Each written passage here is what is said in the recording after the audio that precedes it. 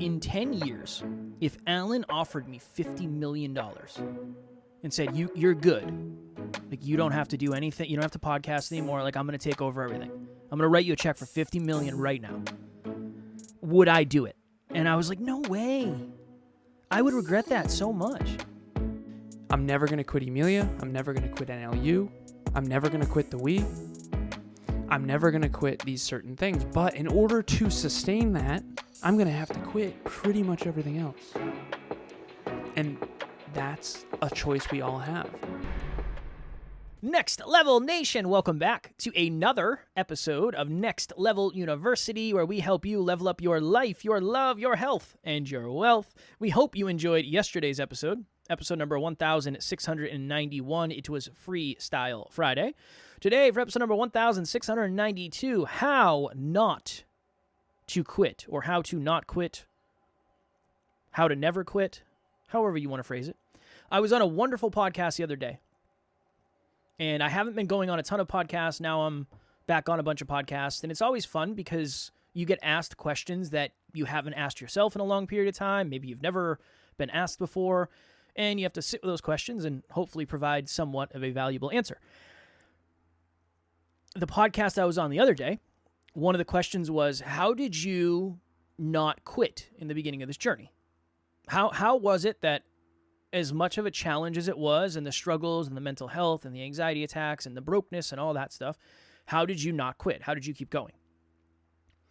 And I said, well, I think for me, I have a very unique case, but I do believe that we can bring that into context for everyone. I said, I have a business partner who has nothing but belief. So if I ever lost belief, I just had to tap into Alan's belief and borrow a little bit of his belief to get to the next step. I said, that's part one. So even if we were to say, okay, well, what does that mean for the rest of us? It means find somebody who can help you increase the belief in what you're doing and ultimately will bring you more accountability. I said, transparently, I probably would have quit if I didn't have a business partner. If I didn't have somebody waiting for me on the other side of the microphone 7 times a week, I don't know if I would have showed up. And I said, it might be the same for Alan. I think he probably would have gotten a lot farther than I, but I'm sure he has days where he doesn't want to show up, but he knows I'm waiting. That's one way not to quit, is to have somebody alongside of you that you know is not going to quit. And you can borrow that. You can borrow momentum. You can borrow energy. Sometimes I show up and I'm dragging ass, and I'll tell Alan, I'll say, hey, man, I need you for this episode. I got nothing to give. Other times, Alan will show up and he'll, hey, man, I had back-to-backs all day. Like, I just need you to bring the energy. Cool. Awesome. Love that. So that's one thing right off the bat, is having an extra accountability. Extra accountability is super important. Second thing that I talked about was you need a certain level of necessity. I think a lot of us quit something because it doesn't matter if we do. It doesn't really matter if we quit because nobody's going to know about it, and it doesn't really matter to us that much. I said this recently, Alan, on an episode. I was working with 2 business owners, and I said, on a scale of 0 to 10, how important is this business to you and the success of it? And she said, honestly, it's not super important because I have a husband that makes good money and I'm at the stage where he can be very supportive. And I said, I think it's time to call it quits. You're not going to win because you don't have to. It's not important. It doesn't matter whether you win or not. It would be cool if you did for you, but that's not enough necessity. I got a message 2 days later from those business owners saying, hey, we need to put our coaching on pause because we need to figure out what we're going to do, and I think we're going to go in separate directions. Awesome. I think that's the right choice. They don't need a coach anymore. They don't necessarily need a coach if they don't need a business coach if they don't have a business. I think Right. that's the way it's potentially going to go. And again, that's the right choice, I believe, for them. I would rather them do that than me say, well, I really think you should keep working with me because, no, I want you to go figure out your path and let's talk about what that path looks like after. The third one, and this was the biggest one that I believe more than anything has gotten me here, wherever I am today. I don't really know where that is. I always believed it would be worth it. I told you that, Alan, from the beginning. I said, if I ever don't believe it will be worth it, I'll let you know. If I ever get to the stage... How did you know that? Why did you believe that? Because I remember recording episode 7 saying if I could do this for a living, if I could wake up when I want, I could go to sleep when I want, I could go to the gym when I want, podcast with amazing people, be my own boss, I knew that would be worth it because it was so far-fetched. It was the opposite of anything I ever experienced, and it was a dream. I think for a lot of us, we have that dream to work for ourselves. And then what happens? We get to the place where maybe we're able to do it, and then we say, honestly, I don't think this is worth it. I don't know if it's worth not having health insurance or whatever it is. For me, the closer and closer we got to actually becoming relatively successful, the more it was worth it to me because it was like, oh, this is actually working. I had and I have a deep belief that all the work and all the challenge and all the resistance will ultimately be worth it. And I think that's one of the biggest keys to not quitting on something is believing it will be worth it. Believing when you get to the end of it, when you get to the top of it, when you get to the finish line, it will be worth it. Because if it's not worth it and you don't believe it's worth it, why would you continue the journey? It honestly wouldn't make logical sense. If you have a somewhat serious relationship and you don't really care whether or not it succeeds, it's not going to be worth it to have vulnerable conversations. Yeah. But if you are married and you have a family and you want to keep your family together and you want to be with this person for the rest of your life, you know it will be worth it to have that painful, sucky conversation because you know potentially what's on the other side. So those are a few of the things that came to my mind when I was thinking about how to not quit. And last thing, Alan, before I kick it to you, I have a tattoo on my arm that says never quit. That doesn't mean I don't think you should never quit anything. If something is not serving you, if it's a job, it's a relationship, it's a friendship, whatever it is, a circumstance, then quitting can sometimes be one of the hardest but most necessary things. So I don't want this episode to be never quit anything. My never quit tattoo is a reminder of don't give up on the things that you truly believe in, not stay in something that's not serving you for your entire life because of the tattoo. A couple things came up. Strong work. Thank you Came so with much. a whole list. I ain't messing around. You know what I mean? You did your prep work this morning. Yeah. I was, there's a song. Ate your Wheaties this morning. No Wheaties. I went for a run. Nice. So I'm on one today. There's a song called Your Love by The Outfield. And we have it in our... We have a recording of it in our room here where we record, and sometimes I'll play it when Alan's coming in on Friday. And today I sang him a little verse, and it's Jeffrey. So the song goes, Josie's on a vacation far away. My version is Jeffrey's on a vacation far away. But I messed it up, so I couldn't sing it to Alan. Little side tangent of extremely useful information. That's all I bring. The things that came up for me when you were talking, one was the alternative is worse. I remember I was watching and I've talked about this before, a clip on YouTube from the woman actress Emily Clark who plays Daenerys Targaryen in Game of Thrones, which is the most successful TV show in history. I found out recently, by the way, the author of those books took 41 years before he became a quote-unquote overnight success. Ooh, that's a long time. 41 years, man. And then he got noticed by the world. By the way, when I say noticed, I mean very wealthy and influential. Is that really the most successful, the most viewed television show? I believe so. I could be wrong, but I believe so. You can Google it. Thank you so much. Yeah. I think it is. I could be wrong. If I'm I don't wrong, think I want it to is. know. I do want to know if I'm wrong. Genuinely, I like to know those things. I love stats. I need to know the stats. But here's my point. She was interviewed and said, what do you think about advice for young actresses? And she says, don't do it. And this is someone who, statistically speaking, is wildly successful in acting. And she said this, and it was the follow-up that was important. She said, acting for most people is just being unemployed. It's terrible. She said, the only reason why you should be an actor or an actress is if you can't be happy doing anything else. She says, if you can be happy doing anything else, go do it. She said, I couldn't be happy doing anything else, so I had to do this. And for most of my career, I've been broke and unemployed. So I think that's a really good metaphor for being an entrepreneur. I was reading a book earlier that talks about how over any 10-year period, 94% of businesses are gone. Over any 100-year period, 99.9% of businesses are gone. And so never quit is only applicable to the things that mean the most to you. We all have those things in our life that we're never going to quit. Kev asked me once, would you ever stop watching movies? And the answer is no. Just like he'll never stop watching UFC. Would I ever quit on Emilia? No. But I've quit on past relationships. Same. And I should have. In a very honest, candid conversation, I'm glad that I did. Because I never would have met Emilia if I didn't. And so we talk about how we've never quit at NLU, and we never will. But let's talk about all the things I have quit. I quit snowboarding. I don't get to snowboard anymore. I do get to play basketball every now and then, but I don't play pickup basketball like I used to. I have way less friends than I've ever had before. My college friends, my corporate friends, my high school friends. I quit spending a ton of time with extended family.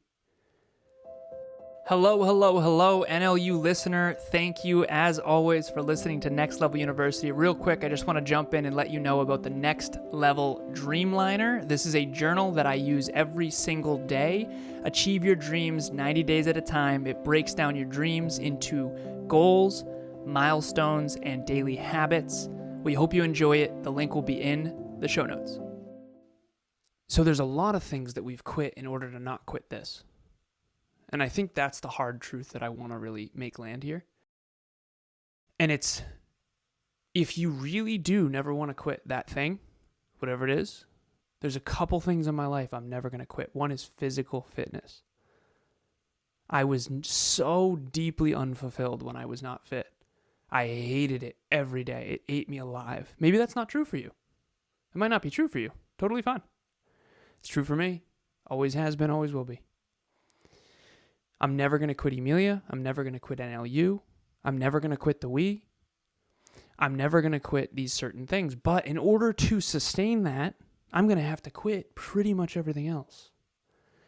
And that's a choice we all have. So you get to be, I've done this before, Zig Ziglar way back in the personal development industry had this awesome thing called a wandering generality or a meaningful specific. Way back, I was a wandering generality. I played basketball and I played all these different sports and I did track and I did cross country and I was friends with the nerds and the popular kids and the jocks and I went to this party and that party and I dated this person and that person. I was all over the place. I hated it so much. It was such a terrible life, but it looked so fun on the surface. I was friends with everybody. I was everything for everybody. I had one person in college say, "You were the most popular kid on this campus." And I remember thinking, that's awesome. But now in hindsight, I get what that did to me. It was so brutal. I remember I used to play basketball with these random kids down the street. My cell phone got stolen by one of them because they aren't good people. And I just used to spread myself so thin. I went to every party, every barbecue, I come home, I do this, that, and the other thing. I spend time with this person, that. I was just, if anyone has that phase where they went and ran amok, just went off the rails and just did a bunch of random things, but they felt aimless. They felt directionless. They felt purposelessness. They felt like none of it meant anything. They were constantly in drama. You want to know why I have very little drama in my life now, Kev? Because you have very little people in your life. Very little people. Yeah, man. And Emilia and I joke because occasionally we'll spend time with certain people and all of a sudden we'll have a conversation behind the scenes and go, isn't it interesting how much drama has just been like brought into our world? And all of a sudden you're thinking about this person and that person and what they're doing and then this person's talking about that person and this person's working here and this person's doing that person.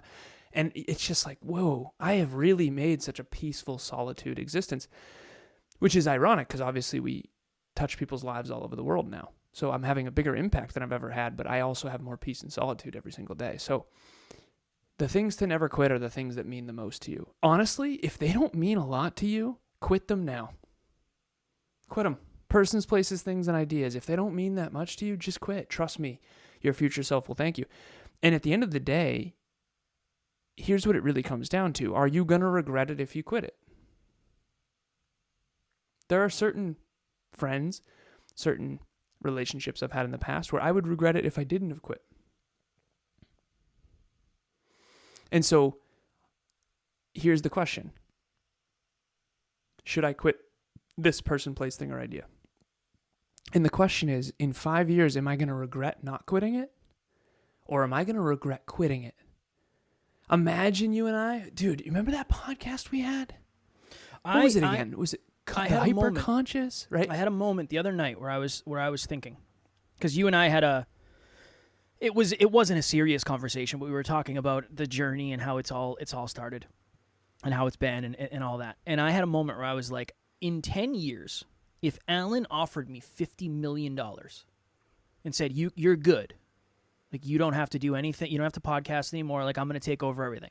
I'm going to write you a check for $50 million right now. Would I do it? And I was like, no way.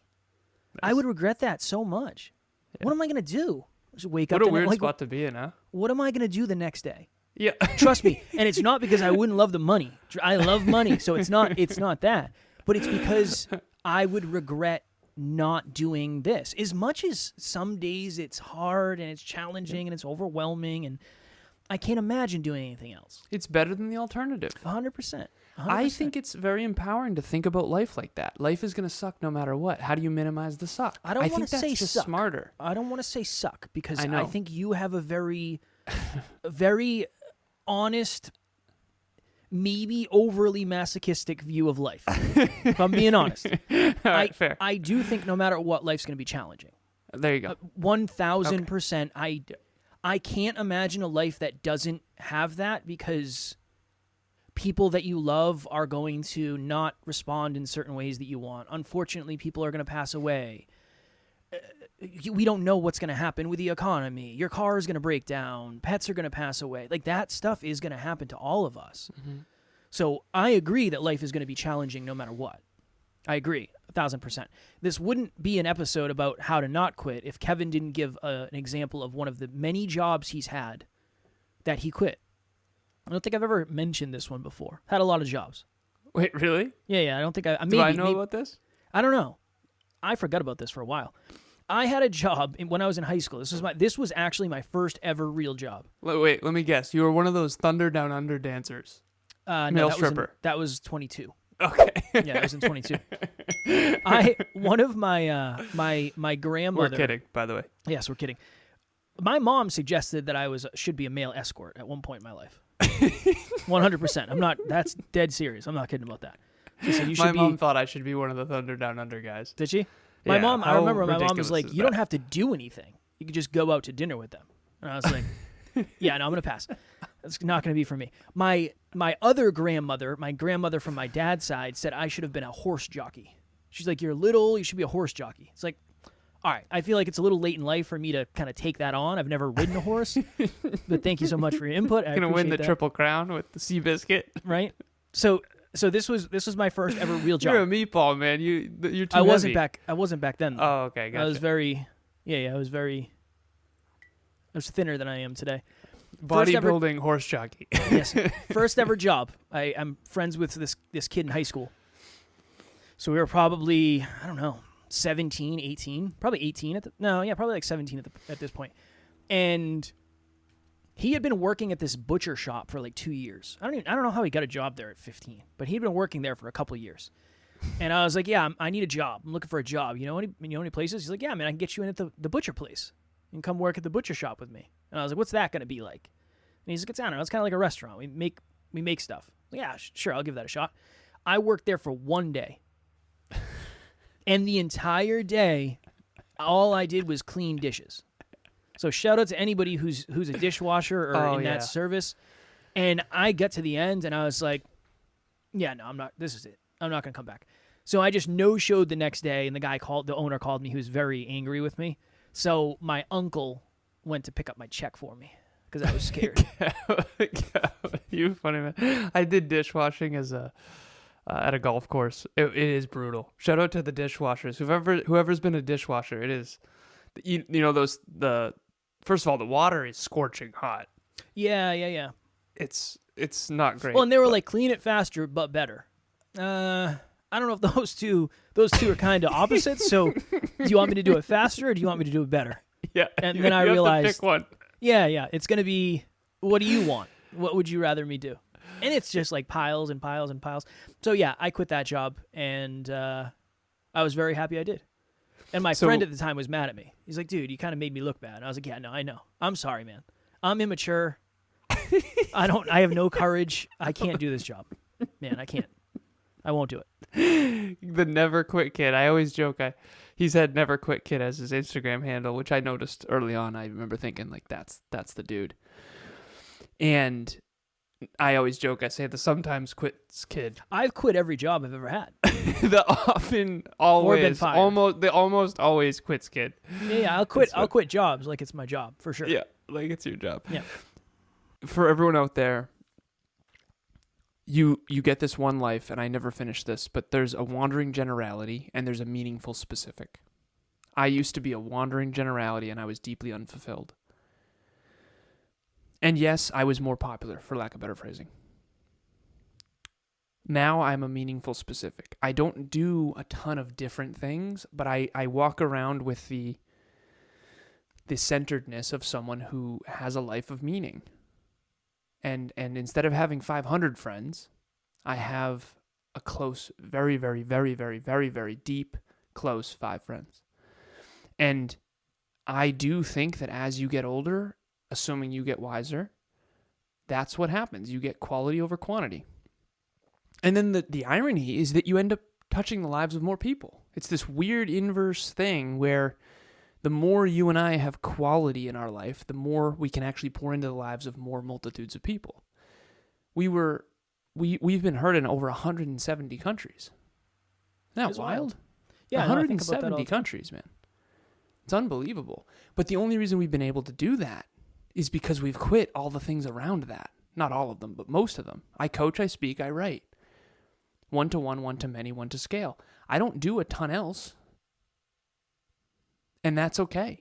It's up to you. So I think life is a series of go out and explore and figure out what you do like and don't like, what means a lot to you and what means nothing to you, and everything in between, and then start quitting the stuff. I call it the 3D plan. Delete the things that aren't meaningful. Delegate the things that still need to get done, and then double down on the things that mean the most to you, even if they suck. The old 3D plan. The old 3D plan. Speaking of 3D, we have to 3D our way on out of here. If you have not yet joined our private Facebook group and you're looking for awesome humans and a safe place to be yourself, Next Level Nation is just that.